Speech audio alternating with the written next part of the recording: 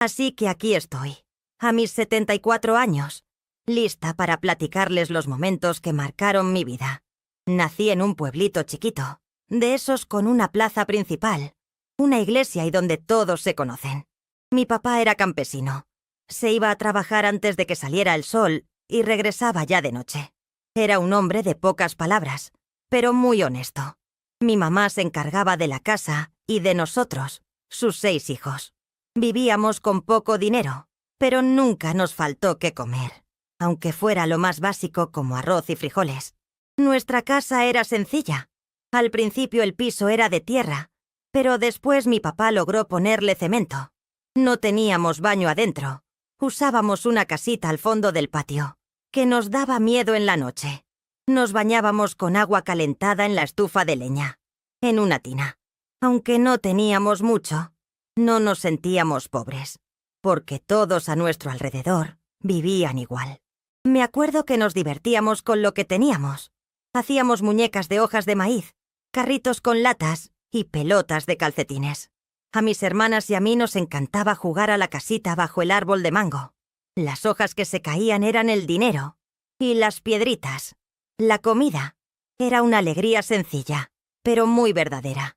Desde chiquita, mi mamá me enseñó a cocinar. A los 8 años ya sabía hacer arroz bien rico, y a los 10 cuidaba a mis hermanos menores cuando ella tenía que salir. No teníamos la misma libertad que los niños de ahora, que solo juegan. Nosotros ayudábamos en la casa. Era nuestra obligación. Yo solo estudié hasta 4º año de primaria, porque en ese tiempo no se le exigía mucho a la educación de las mujeres. Bastaba con aprender a leer, escribir, hacer cuentas básicas y después ayudar en la casa hasta que te casaras. Y eso fue lo que pasó. A los 15 años empecé a fandar con Joaquín, que trabajaba en la tienda del pueblo y tenía 22 años. En ese tiempo, andar de novios era agarrarse de las manos, platicar en la banqueta con la mamá viendo por la ventana y, de vez en cuando, darse un beso a escondidas. Joaquín era guapo, siempre bien vestido, con el pelo peinado con gel, la camisa impecable y hablaba muy bonito, prometiéndome el oro y el moro. A mi papá no le caía muy bien, decía que hablaba mucho, pero yo, tonta y enamorada, no le hacía caso. Nos casamos cuando cumplí 17 años. La fiesta fue sencilla, en el patio de la casa de mis papás. Mi vestido me lo prestó una prima y mi mamá lo arregló. Nos fuimos a vivir a una casa rentada, de un solo cuarto, donde apenas cabían la cama, la estufa y la mesa. Pero yo estaba feliz. Creía que estaba empezando mi vida. Los primeros meses todo fue como un cuento de hadas. Joaquín era cariñoso. Me decía, mi flor. Los domingos íbamos a misa y luego a caminar a la plaza, a comernos un helado. Yo me sentía la mujer más afortunada del mundo. Pero pronto la realidad me pegó. Joaquín era trabajador, pero tenía un problema con la bebida. Al principio, solo bebía los fines de semana, pero con el tiempo empezó a tomar todos los días. Y cuando se emborrachaba, se ponía agresivo. Primero eran solo discusiones fuertes. Luego empezaron los empujones y después las cachetadas. Yo lloraba en silencio, sin decirle nada a nadie. En ese tiempo las mujeres aguantaban todo calladas, porque según mi mamá, así es el matrimonio. Y cuando me veía triste, me repetía esa frase. Al primer año de casada, me embaracé, lo que trajo alegría en medio de la tristeza. Cuando le di la noticia a Joaquín, hasta dejó de beber por un tiempo. Me acuerdo de él acariciando mi panza, diciendo que teníamos mucha ilusión de tener un hijo fuerte, pero la felicidad duró poco. A los 6 meses de embarazo, pasó algo muy feo. Me caí por las escaleras, porque Joaquín venía corriendo borracho. Perdí al bebé. Un dolor tan grande que sentía que se me iba el alma. Después de eso, la cosa con Joaquín empeoró. Tomaba más, me golpeaba más seguido, y yo, con solo 19 años, me sentía vieja y sin fuerzas. En esos días tan tristes, conocí a Teresa, una señora que vendía verduras en el mercado. Un día, Teresa me vio un moretón en la cara cuando le estaba comprando tomates. Se acercó y me dijo, «Mija, ningún hombre tiene derecho a lastimarte». Esas palabras me llegaron al corazón, porque nunca nadie me había dicho algo así. Teresa me ofreció trabajo en el mercado, y yo acepté en secreto, guardando cada centavo con mucho esfuerzo. Después de 6 meses, logré ahorrar lo suficiente para empezar de nuevo. Un día que Joaquín se fue a trabajar, junté mis cosas y me fui, dejándole una nota diciéndole que lo buscaría cuando cambiara su forma de ser. Teresa me recibió en un cuartito atrás de su casa, me dio techo y me apoyó. Joaquín fue algunas veces borracho y agresivo, pero Teresa lo enfrentó con una escoba y lo amenazó con llamar a la policía, y ya no volvió. Por 5 años trabajé en el mercado, aprendiendo a vender, a hacer cuentas y a conocer los productos. Ganaba poco, pero era mi dinero, fruto de mi trabajo y mi honestidad, y eso me ayudó a recuperar mi dignidad y a comprar mis propias cosas. Me divorcié de Joaquín, algo que no era común en ese tiempo, porque a las mujeres separadas las criticaban mucho. Teresa fue más que mi jefa. Me enseñó a valorarme, a no depender de un hombre para vivir. Ella era viuda desde hacía años y siempre decía que un hombre bueno era bienvenido, pero que era mejor estar sola que con alguien que te maltratara. Poco a poco me fui recuperando. Mi cara volvió a tener color. Mi pelo, que se había caído por el estrés, volvió a crecer. Empecé a cuidarme y a sonreír otra vez. La vida seguía siendo difícil, pero ahora era mía. Fue en el mercado donde conocí a Roberto, un señor que vendía quesos de otro pueblo. Él era como 10 años mayor que yo, y también era viudo, con 2 hijos grandes. Empezamos platicando de negocios y luego de la vida. Roberto me trataba con respeto y me hacía reír. Después de un año de ser amigos, Roberto me invitó a salir. Al principio yo no quería, porque me acordaba de Joaquín, pero Roberto era diferente, tranquilo y paciente. Nuestra primera cita fue una comida sencilla un domingo. Me recogió en la casa de Teresa y me llevó de regreso antes de que oscureciera, mostrando que era muy considerado. Anduvimos de novios por 2 años. A los 26 años, me casé con Roberto en una ceremonia pequeña, con nuestros amigos más cercanos. Teresa, que ya era como mi mamá, no pudo evitar llorar de alegría. Me mudé a la granja de Roberto, a las afueras del pueblo. La casa era sencilla, pero acogedora, con un patio lleno de árboles frutales. Los hijos de Roberto, Carlos y Paulo, nos visitaban los fines de semana. Al principio, fue difícil, porque ellos todavía extrañaban a su mamá y me veían como una extraña. Pero con el tiempo, nos hicimos amigos, y yo nunca intenté reemplazar a su mamá. La vida con Roberto era tranquila. Él se iba a trabajar temprano, y yo me encargaba de la casa y del huerto que había plantado en el patio. En la tarde, cuando él regresaba, todo era armonía y amor. Las mañanas eran para tomar café y platicar, y las noches de fin de semana para escuchar la radio. Íbamos juntos al mercado, él vendiendo sus quesos y yo ofreciendo las verduras frescas de mi huerto. Roberto era un compañero increíble, atento, trabajador y, sobre todo, respetuoso. Era muy diferente a Joaquín. Nunca me gritó, nunca llegó borracho a la casa. Me trataba con dignidad, como alguien que valora a la otra persona. Aunque lo intentamos, no pudimos tener hijos. Creo que el miedo me paralizó después de perder a mi bebé. Mi cuerpo simplemente no se relajaba. Roberto entendía mi dolor y nunca me presionó. «Ya tengo a mis muchachos», me decía, refiriéndose a sus hijos. «Y te tengo a ti, que eres mi mayor tesoro». Fueron años de felicidad, aunque también tuvimos problemas. Como cualquier pareja, a veces no estábamos de acuerdo, pero siempre platicábamos y nunca nos peleábamos a golpes. Roberto me enseñó que el verdadero amor se demuestra con respeto. Pero la vida nos tenía una sorpresa amarga. 3 años después de casarnos, Roberto empezó a sentir dolores muy fuertes en el estómago. El doctor del pueblo lo mandó a la capital, donde le hicieron estudios y le encontraron cáncer de estómago muy avanzado. En 6 meses, mi amado Roberto se fue. Los últimos días fueron muy duros. Ver cómo se apagaba ese hombre fuerte, verlo sufrir en la cama, era terrible. Yo me quedé a su lado día y noche, dándole sus medicinas, cambiándole la ropa, rezando para que su sufrimiento terminara. Cuando por fin descansó, sentí una mezcla de dolor y alivio. El dolor de perder al gran amor de mi vida, y el alivio de saber que ya no iba a sufrir más. A los 29 años me quedé viuda otra vez, y sola. La granja donde vivíamos era rentada, y tuvimos que dejarla. Los hijos de Roberto me apoyaron al principio, pero luego cada quien siguió su camino. Regresé a la casa de doña Teresa y volví a trabajar en el mercado. Fue un tiempo de mucha tristeza, pero no de desesperación como antes. Ya había aprendido que podía salir adelante sola, que tenía una fuerza interior que me ayudaría a superar cualquier cosa. Cuando extrañaba mucho a Roberto, doña Teresa me preparaba un té de manzanilla y nos sentábamos en el patio a ver las estrellas. No necesitaba decir nada. Su compañía era suficiente. La vida siguió su curso. El pueblo creció. Llegó la televisión y las calles de tierra se pavimentaron. El mercado ya no era lo mismo, porque abrieron un supermercado grande a la entrada del pueblo y mucha gente empezó a ir ahí. Doña Teresa se enfermó del corazón. Yo me dediqué a cuidarla, agradeciéndole todo el cariño y la ayuda que siempre me había dado. En ese tiempo, empecé a trabajar limpiando casas de familias ricas del pueblo. No era un trabajo que me gustara mucho, pero me ayudaba a pagar mis cuentas.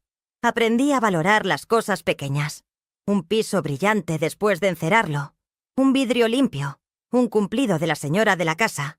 Los años pasaron muy rápido, y pronto cumplí 35 años. Ya no era una jovencita, pero tampoco me sentía vieja. Estaba en ese momento en que la gente deja de preguntar ¿cuándo te vas a casar? Y empieza a preguntar si no te sientes sola. Cuando doña Teresa falleció, a los 82 años, me dejó su casita de herencia. Fue un regalo inesperado y muy valioso. «Eres la hija que nunca tuve», decía en el papel que dejó. Lloré mucho, pero sabía que tenía que seguir adelante. La casita necesitaba muchas reparaciones. El techo tenía goteras. El lavabo de la cocina siempre estaba tapado. Poco a poco, fui arreglando todo con el dinero que ganaba limpiando casas. Cambié las tejas, pinté las paredes, planté flores en el jardín. Cada mejora era una pequeña victoria. Con mi propia casa, pude ahorrar un poco de dinero. El mercado ya no me daba tanto como antes. Mi gusto por hacer pan y pasteles empezó cuando doña Teresa me enseñó, porque ella era muy buena cocinera. Pronto mis panes se hicieron famosos en el pueblo. Entonces, decidí poner un puesto chiquito frente a mi casa, con un mantel bonito, donde vendía mis panes. Y fue ahí donde conocí a Antonio. Él venía todos los días a comprar pan para su mamá, una señora mayor que vivía en la misma calle. Antonio era un hombre callado, de pocas palabras, que trabajaba como jardinero en las casas de los ricos del pueblo. Sus manos estaban marcadas por el trabajo duro y su cara por el sol. Era muy tímido y casi nunca me miraba a los ojos cuando hablaba. Al principio solo compraba el pan y se iba. Pero con el tiempo empezó a decirme cosas como «¡Qué bonito está el pan hoy!» o «¡Qué calor hace!», ¿verdad? Eran cosas sencillas, pero poco a poco nos fuimos conociendo. Empezamos a platicar un poco todos los días. Él se preocupaba por mí y me hablaba de su mamá, pero nada más. Un día la mamá de Antonio falleció, y él vino a contármelo, con los ojos llenos de lágrimas. Yo le ofrecí un café y lo escuché. Se sentó a mi mesa y me contó cómo se sentía. Ese día conocí al verdadero Antonio, un hombre sensible, que había cuidado a su mamá enferma por muchos años sin quejarse, que amaba las plantas y se sabía el nombre de todas las flores, que soñaba con tener su propia granja para vivir de la tierra. Poco a poco, Antonio dejó de ser solo un cliente y se convirtió en mi amigo. Venía los domingos a tomar café conmigo y me ayudaba cuando necesitaba arreglar algo en la casa.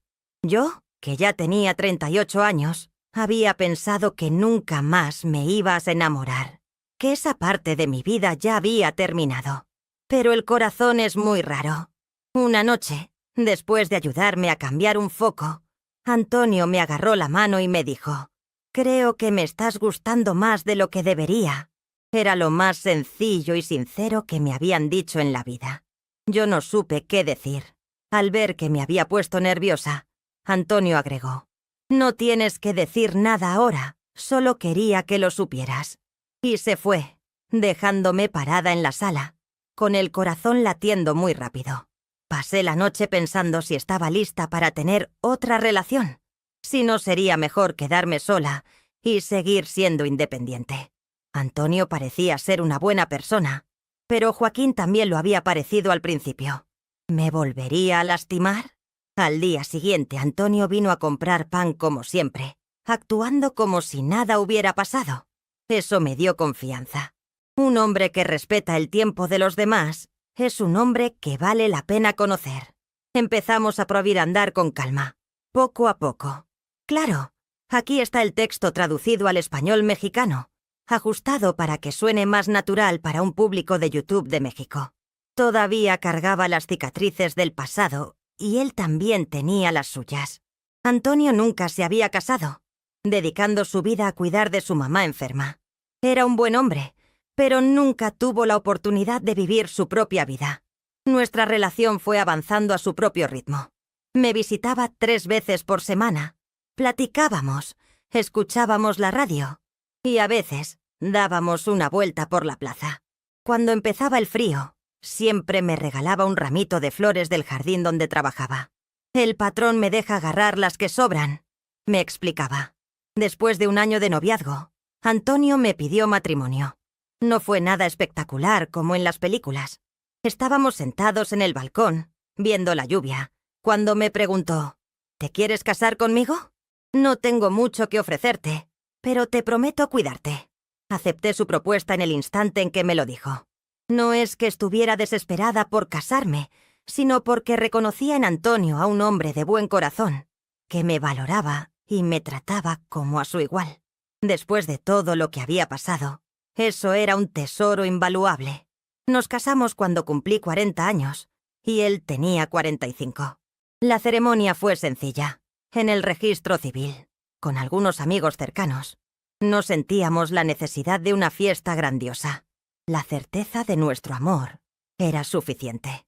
Antonio se mudó a mi casa, que se convirtió en nuestro hogar. La vida a su lado era tranquila y sin sobresaltos.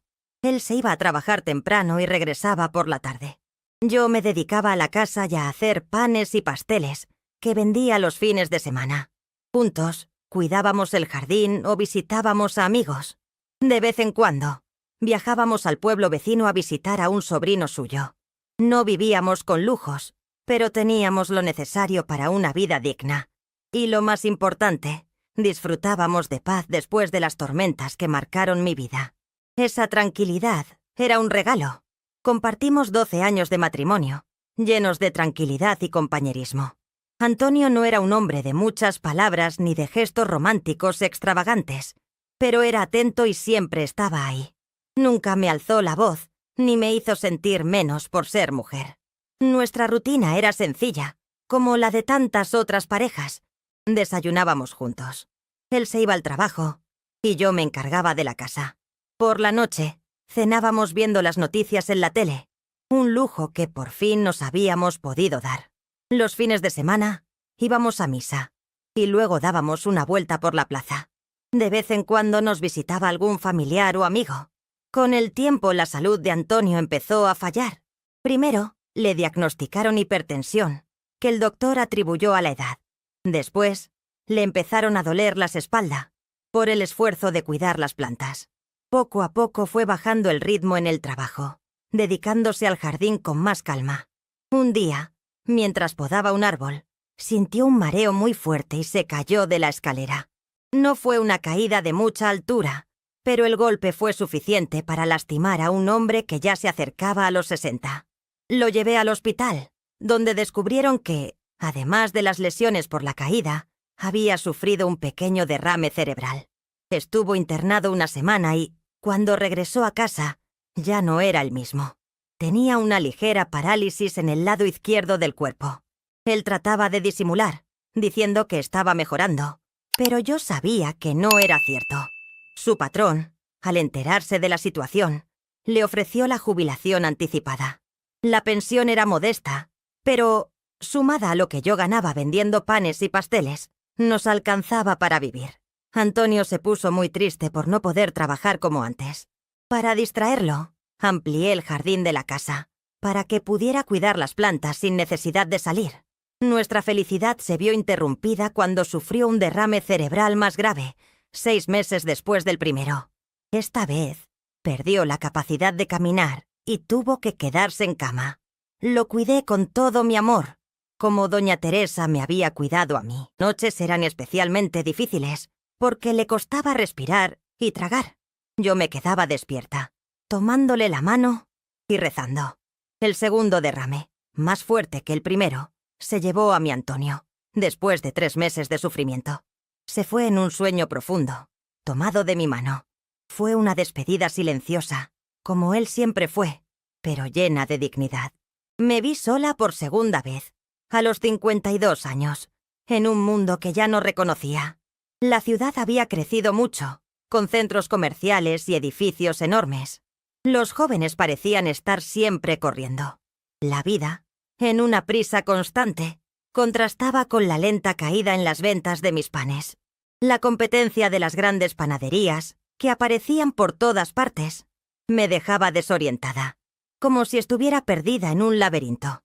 La soledad se convirtió en una compañera constante, sobre todo en los días más tristes. En esos momentos, recurría a las fotos de Roberto y Antonio, mis seres queridos, y me desahogaba con ellos, como si pudieran escucharme. ¿Qué harían ustedes en mi lugar?, les preguntaba, pero el silencio era la única respuesta. Un día, en la fila del centro de salud, conocí a Lourdes, otra viuda, casi de mi edad.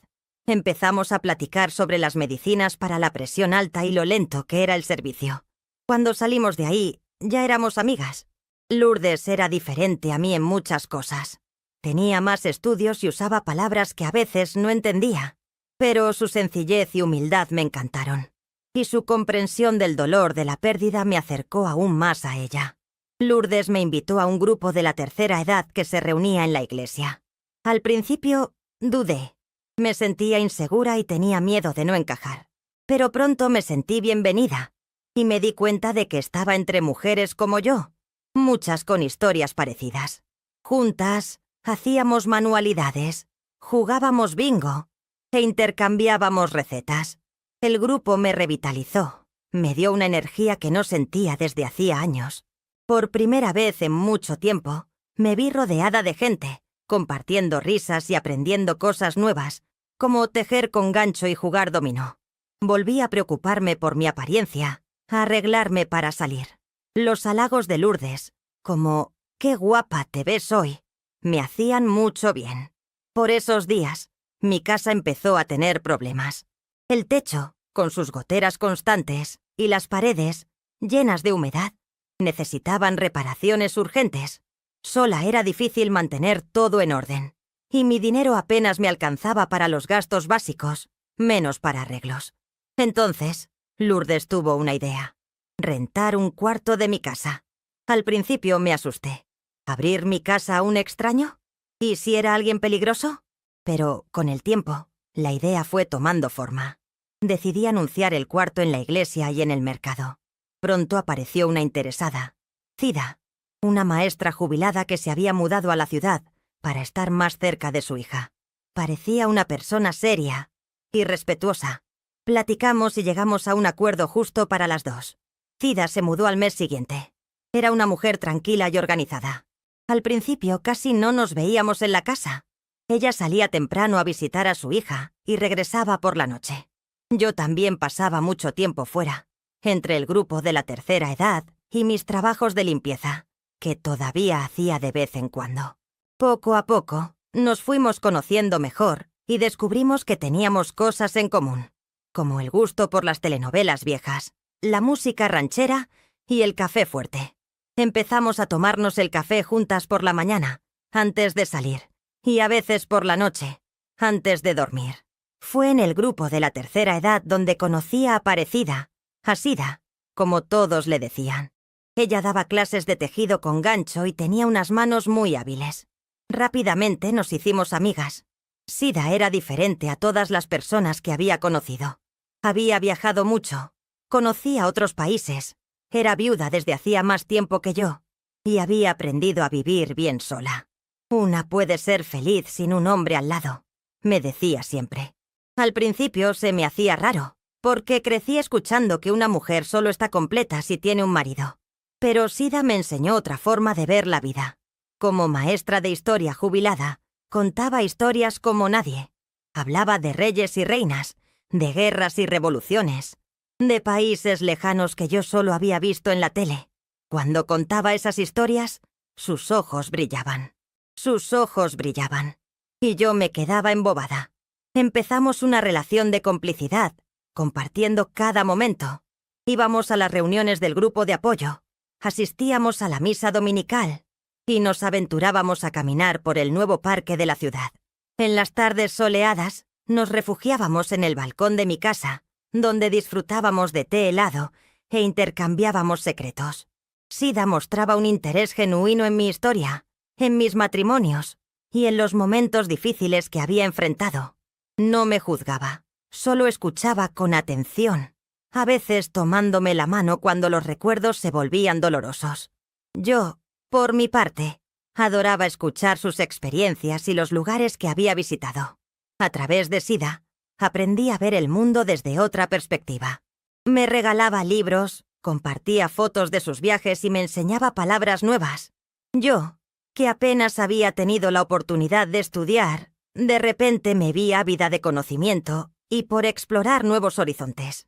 Poco a poco, me di cuenta de que la amistad que compartía con Sida era única, diferente a todo lo que había vivido antes. Contaba los minutos para estar en su compañía. Sentía un cosquilleo en el estómago cuando me elogiaba y me reía con cada una de sus ocurrencias. No entendía bien lo que estaba pasando, pero sabía que era algo especial. Cuando cumplí 60 años, Sida organizó una fiesta sorpresa inolvidable. Invitó a todas las amigas del grupo, preparó un pastel delicioso. Fue el cumpleaños más bonito de mi vida. Esa noche, después de que se fueron las invitadas, mientras recogíamos la casa, Sida me dio un abrazo diferente. Un abrazo largo y cálido, de esos que no quieres que terminen nunca. Me confesó que sentía por mí algo que nunca le había dicho a nadie. Mi educación me decía que eso estaba mal, que era un pecado. Sida, al darse cuenta de mi incomodidad, se alejó, pidiéndome disculpas por asustarme y proponiéndome que siguiéramos siendo solo amigas. Yo solo pude asentir con la cabeza, atónita. En las semanas siguientes, viví en una confusión constante. Evitaba a Sida, inventando compromisos cuando me llamaba. Pero, al mismo tiempo, extrañaba mucho su presencia, nuestras pláticas, su forma de reírse de mis chistes y la sensación de bienestar que encontraba a su lado. Mi educación tradicional insistía en que eso estaba mal, que una mujer solo debía amar a un hombre y que cualquier otra forma de afecto era pecaminosa y enfermiza. Pero mi corazón pedía algo diferente, afirmando que lo que sentía por Sida era puro y hermoso, sin importar cómo se definiera. Un día, sentada sola en el balcón, en la silla que Sida solía ocupar, me di cuenta de la injusticia que estaba cometiendo contra ella y contra mí misma. Sida era una persona maravillosa, que solo había sido honesta sobre sus sentimientos. ¿Qué tenía de malo eso? Tomé el teléfono y la invité a mi casa para platicar. Cuando llegó, su cara era seria y sus ojos tristes. Servimos el té de siempre, pero el silencio entre nosotras era palpable. Perdón por haberme desaparecido. Empecé. Me confundí con lo que me dijiste. Lo entiendo, respondió ella. No debí haberte dicho nada. No, hiciste bien en ser sincera, le dije. Es que nunca lo había pensado antes. En mi educación, eso no existía. Platicamos toda la tarde sobre nuestros miedos, nuestras educaciones y sobre los cambios del mundo. Hablamos de lo difícil que era, a nuestra edad, desafiar las enseñanzas que nos habían acompañado toda la vida. Sida me contó que siempre había sabido que le atraían las mujeres, pero que se había casado con un hombre para cumplir con las expectativas sociales. Tuvo un matrimonio infeliz, sin amor verdadero. Después de enviudar, se prometió a sí misma que viviría libremente, sin ataduras ni convenciones. No quiero obligarte a nada, me dijo. Solo quiero que sepas que lo que siento por ti es verdadero y no está mal. La frase me resonaba en la cabeza sin parar. Lo sucio es no amar. ¿Sería posible? ¿De verdad estaba experimentando el amor? Una avalancha de preguntas me invadía. ¿Era posible amar a una mujer después de haber amado a hombres toda mi vida? 28:49. Ese día no hubo promesas formales entre Sida y yo, ni tampoco exigencias. Solo un acuerdo tácito de cultivar nuestra amistad, sin presiones ni expectativas. Y así lo hicimos. Retomamos nuestra rutina de siempre, compartiendo tés y confidencias. Sin embargo, algo sutil había cambiado. Mi atención se fijaba en cada detalle de Sida, en el brillo especial que irradiaban sus ojos al contar sus pasiones, en el toque delicado de sus manos al enseñarme un nuevo punto de tejido. Poco a poco, comprendí que lo que sentía por Sida superaba todo lo que había vivido con Joaquín, Roberto o 2929, Antonio. No era mejor ni peor, solo diferente y tan auténtico como todo lo demás. Una tarde, viendo el atardecer desde mi balcón, entrelacé su mano con la mía. Un gesto sencillo, pero lleno de significado. Sida me apretó la mano, con los ojos llenos de lágrimas. ¿Estás segura?, me preguntó con cautela. Tengo miedo, le confesé, con sinceridad, pero quiero intentarlo. Nuestra relación fue floreciendo poco a poco, basada en el respeto mutuo. Al principio fuimos discretas, cuidando la intimidad de ese lazo. No necesitábamos etiquetas ni justificaciones. Éramos simplemente dos personas que se amaban y querían estar juntas. 30:15. Descubrir este amor a los 61 años fue como volver a nacer. Sida me mostraba el mundo desde una perspectiva nueva, llevándome a lugares desconocidos, presentándome canciones, libros y sabores exóticos. Con ella, aprendí que nunca es tarde para explorar lo nuevo, para transformarse. Claro, no todo era perfecto. Muchos no entendían o hacían como que no pasaba nada. Algunos del grupo de la tercera edad se alejaron. Otros hacían preguntas incómodas. La dueña de la panadería, que antes era amable, empezó a tratarme con frialdad. Eso me dolía, no lo voy a negar. 30:55. Sin embargo, a cada mirada crítica, a cada comentario malicioso, yo veía a Sida y me acordaba del bien que me hacía, de la serenidad que sentía a su lado. Y eso superaba la aprobación de los demás. Una de las pruebas más grandes fue conciliar mi fe con este nuevo amor. Me crié en la iglesia. Siempre he creído en Dios. ¿Estaría cometiendo un pecado? ¿Él me condenaría? Compartía estas angustias con Sida, que era tan religiosa como yo. Creo que Dios trasciende las reglas creadas por los hombres, me decía. Si Él es amor, ¿cómo podría condenar el amor? 31:35. Sus palabras tenían sentido, pero las dudas persistían.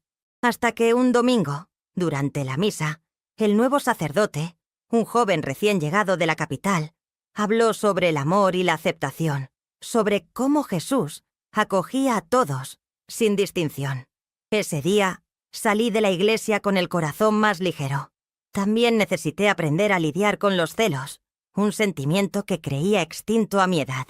Sida era sociable, tenía muchas amistades, tanto masculinas como femeninas. Al verla platicando animadamente con alguien, sentía una punzada incómoda en el pecho. ¿Será que me cambiaría por alguien más interesante? 32:16, erudito o joven. Sida notaba mi incomodidad y sonreía dulcemente. ¿No ves que solo tengo ojos para ti?, decía, sellando mi frente con un beso en público, sin importarle las miradas. Ese gesto me daba valor. Si ella no temía expresar sus sentimientos, ¿por qué yo debería temer? Con el tiempo la gente se acostumbró a nuestra unión.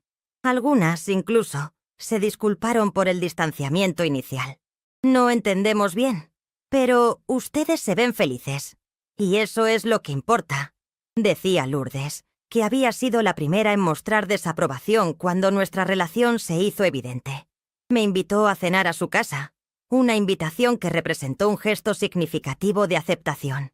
Después de ese encuentro, otras amigas se acercaron, aunque no todas aceptaron la situación.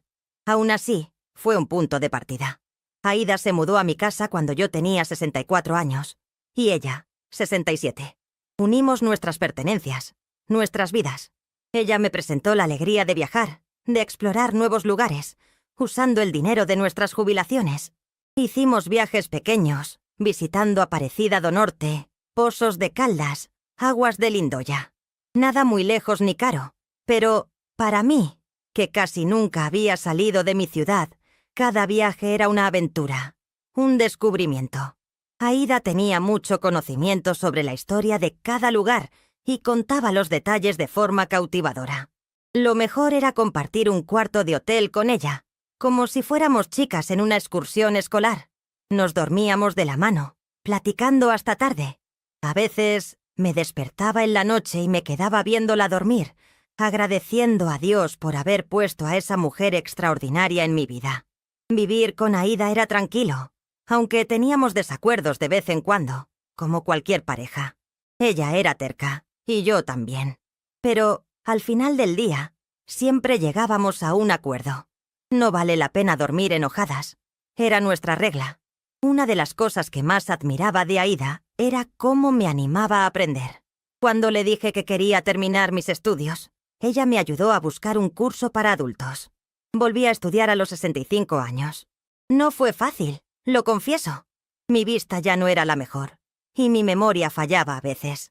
Sin embargo, Aída me ayudaba con las tareas, me explicaba lo que no entendía, me animaba cuando pensaba en rendirme. Terminé la primaria a los 67 años. Aída organizó una pequeña fiesta de graduación, con pastel y todo. Me tomó fotos sosteniendo el diploma, me hizo ponerme ropa elegante. «Estoy tan orgullosa de ti», decía ella, y yo me sentía la persona más realizada del mundo. Jamás imaginé que a los 65 años encontraría un amor tan grande. Uno piensa que esa etapa de la vida ya pasó, que es hora de solo esperar a que pase el tiempo. Pero la vida me demostró que siempre es tiempo de amar, de ser feliz. Nuestras tardes en el balcón siguieron, ahora con aún más historias para compartir. El crochet se convirtió en nuestra pequeña fuente de ingresos extra. Hacíamos cosas para vender en la feria de artesanías de la plaza. Aída era más hábil que yo, pero yo aprendía rápido. Cuando cumplimos años juntas, hicimos una pequeña celebración. Solo nosotras dos. Un pastel que preparé, un vino barato. Brindamos por la vida, por el amor que encontramos tarde, pero a tiempo. ¿Te arrepientes de algo?, me preguntó Aída esa noche. Pensé un poco antes de responder. Pensé en Joaquín y en los años de sufrimiento, en Roberto y en el tiempo tan corto que tuvimos, en Antonio y en la vida sencilla que compartimos.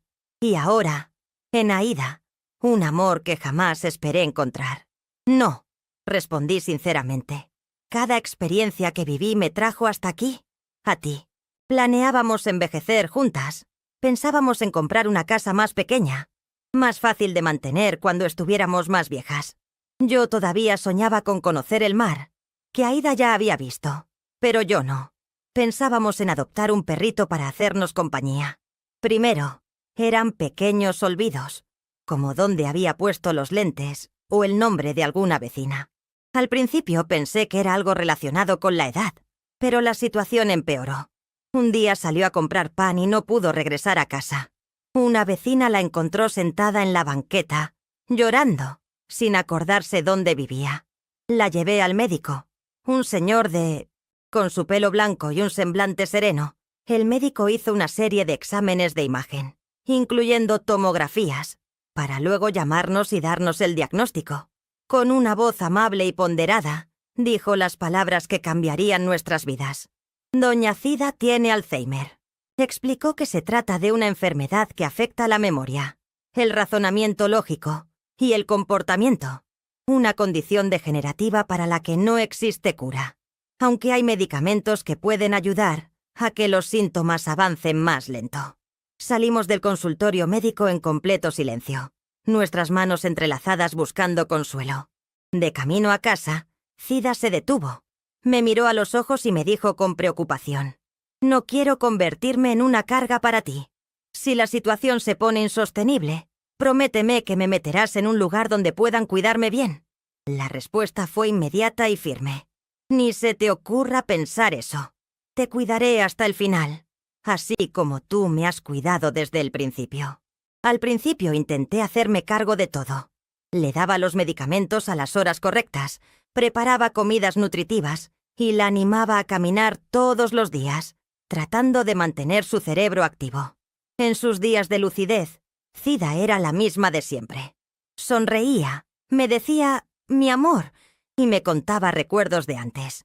Pero los días malos se fueron haciendo más frecuentes. Se despertaba en la madrugada, creyendo que tenía que arreglarse para ir al trabajo. A veces no me reconocía. Me confundía con otras personas. Se olvidaba de hacer cosas básicas, como bañarse o comer. Una vez se distrajo y dejó la estufa prendida al salir al patio. Por suerte, me di cuenta a tiempo.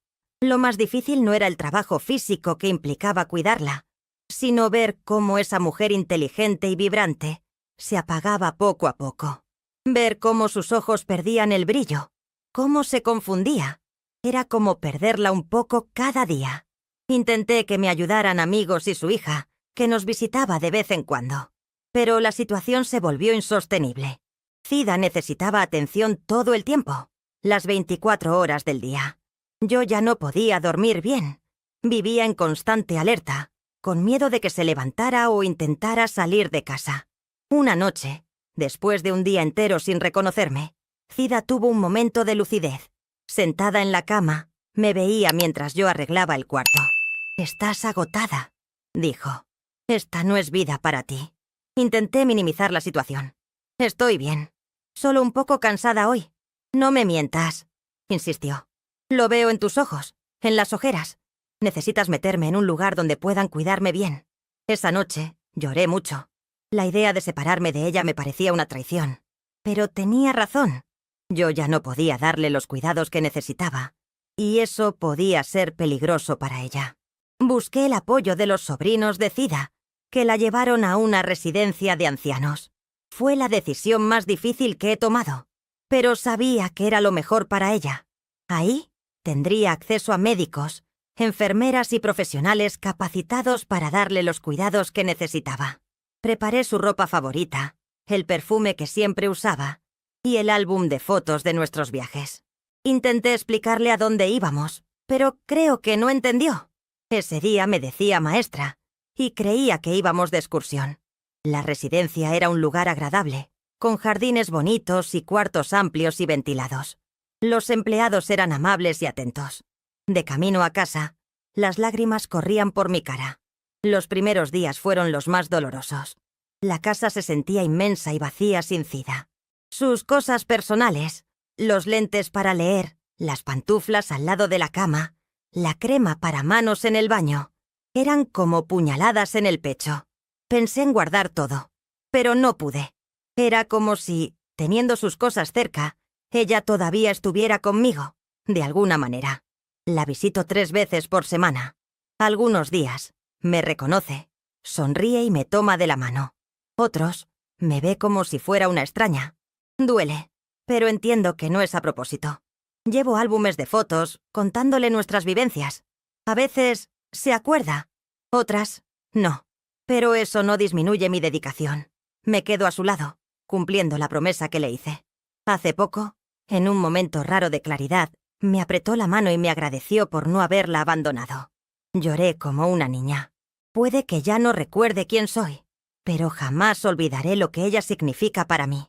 Ver cómo la memoria de la persona que amas se deteriora.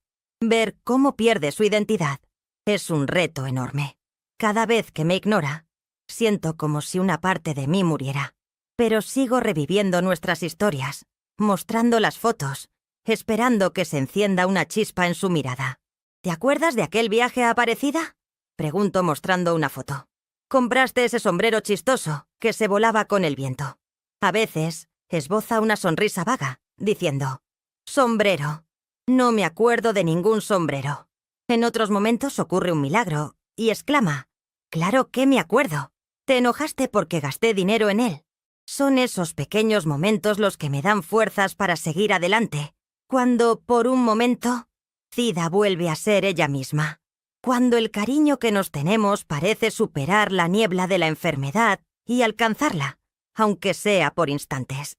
En las semanas en que la enfermedad empeora, cuando pasa días sin reconocerme, me refugio en esos recuerdos, los viajes que hicimos, las tardes en el balcón tomando té, las noches viendo la novela de la mano. Zida puede haber olvidado esos recuerdos, pero yo los guardo con mucho cariño por las dos. La residencia es buena, y el trato que recibe es de calidad. Los empleados son amables y atentos. Siempre que llego a visitarla, la encuentro limpia, peinada y bien cuidada. La enfermera me dice que le habla de cuando era maestra, y eso la tranquiliza. Para ayudar a pagar los gastos, vendí algunas cosas de la casa. La televisión grande, algunas joyas que me regaló Roberto, muebles que ya no usábamos. Eso no importa, son solo cosas materiales. Lo que de verdad importa es que Zida esté recibiendo los cuidados que necesita. A los 74 años, aprendí que la vida es una serie de altibajos, de amores que llegan y se van, de pérdidas y nuevos comienzos. Aprendí que nunca es tarde para encontrar la felicidad, aunque se manifieste de una forma inesperada. Viendo hacia atrás, veo a una joven de 17 años preocupada por el matrimonio, a una joven de 19 años dolida y desilusionada, a una mujer de 40 años encontrando un amor sereno, y a una señora de 65 años descubriendo que el corazón no envejece. Solo aprende a amar de maneras distintas. Mi historia se parece a la de muchas mujeres de mi generación. Crecí en una época en la que se animaba a las jóvenes a casarse pronto, a obedecer al marido y a tener hijos. Cuestionar no era una opción, porque así era la sociedad. Pero la vida me enseñó, a veces de la forma más dolorosa, que cada uno tiene derecho a buscar la felicidad a su manera. Nunca tuve hijos, y eso es una de mis mayores tristezas. Después de perder a mi bebé, nunca más pude embarazarme. Roberto decía que no importaba, que seríamos felices de todos modos. Antonio nunca mencionó el tema, tal vez porque sabía que era algo delicado para mí. Zida tenía una hija, Mariana, que al principio no aceptó nuestra relación, pero con el tiempo entendió, y hasta se hizo amiga. Siempre sentí ese vacío por no haber tenido hijos, pero la vida me compensó de otras maneras. Tengo sobrinos que amo como si fueran míos, ahijados y vecinos que me tratan como tía. No es lo mismo, lo sé.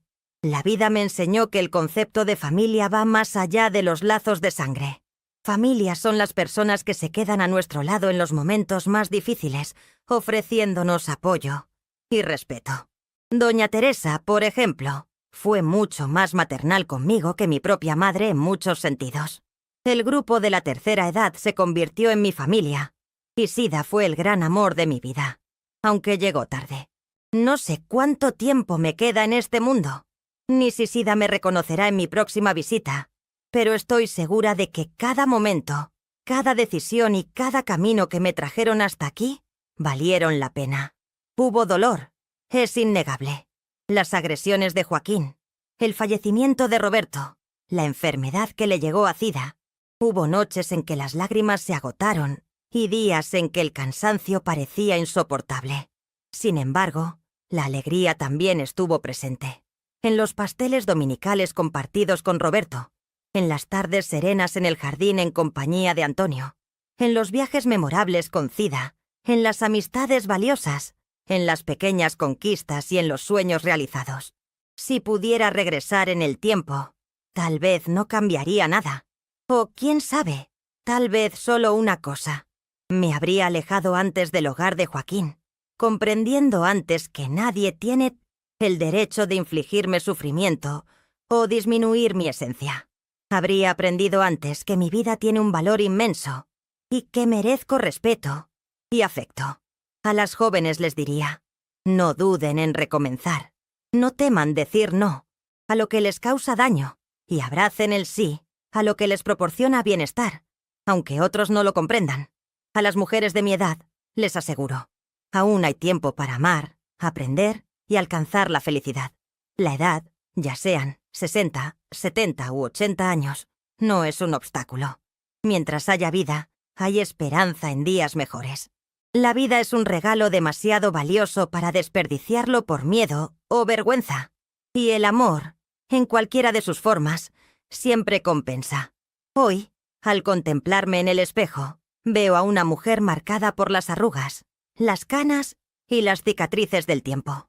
Pero veo también a una guerrera, Alguien que tropezó incontables veces y siempre se levantó, que sufrió, pero no permitió que la amargura endureciera su corazón, que encontró el amor en los lugares más inesperados. Desconozco lo que el futuro me depara, pero la edad me da la certeza de que nuestro tiempo es breve y que cada día es un regalo. Procuro vivir un día a la vez, sin angustiarme demasiado por el mañana. En la residencia de ancianos, conocí a otras mujeres que también visitan a sus seres queridos. Formamos un pequeño grupo de apoyo, donde compartimos pláticas, café, dolores y pequeñas alegrías. Otra familia que la vida me regaló.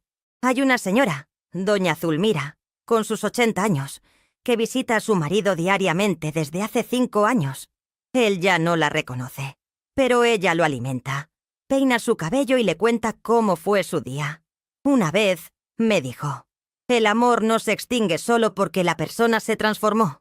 Amamos a quien la persona es, no solo lo que ella puede ofrecernos. Me pareció una afirmación de una belleza y veracidad profundas. Así es como me siento con respecto a Zida. La amo no solo por los momentos felices que compartimos, sino por la persona que es, por la mujer extraordinaria que conocí. La enfermedad puede oscurecer su memoria, pero no altera su esencia. Algunos días salgo del asilo completamente desanimada, sin fuerzas. En esos momentos busco refugio en la iglesia. Me siento en el último banco y converso con Dios, no rogando por milagros. Tengo plena conciencia de que la condición de salud de Zida es irreversible y busco fuerzas para seguir adelante, ofreciéndole el mejor cuidado posible. A veces me cuestiono si mis acciones están alineadas con lo que es correcto. El afecto que siento por Zida es genuino, y me pregunto si esta prueba es un test divino. Sin embargo, recuerdo las palabras de un sacerdote. Dios personifica el amor, un amor desprovisto de maldad y de origen divino. Lo que siento por Zida es el amor más auténtico y puro que he experimentado. ¿Cómo podría ser algo malo? Esta es mi trayectoria. La narrativa de una mujer sencilla que anhelaba la felicidad y, a pesar de los obstáculos, alcanzó la realización. Desconozco el futuro, pero vivo en paz. Disfruté de una vida intensa, con sus altibajos, como cualquier persona. Amé y fui amada. Enfrenté caídas y me levanté. Cometí errores y acerté. Por encima de todo, aprendí que nunca es tarde para recomenzar, para abrir el corazón y buscar la felicidad. Si hay un mensaje que deseo transmitir con esta historia, es que nunca es tarde para nada. Para aprender, para cambiar, para amar. La vida puede sorprendernos en cualquier etapa. Basta con estar receptivos. Mi jornada continúa, un día a la vez. Visito a Zida en la residencia de ancianos. Participo en actividades para adultos mayores. Cuido de mi hogar y me dedico a los libros que Zida me presentó. Anhelo que cada día sea más gratificante que el anterior. Anhelo ver la sonrisa de Zida al reconocerme. Deseo vivir con dignidad y amor hasta el final, pues, en última instancia, lo esencial es vivir con honra, con afecto y siendo fiel a la propia esencia. El tiempo se encarga del resto. Ahora, escribe en los comentarios desde dónde estás siguiendo mi historia.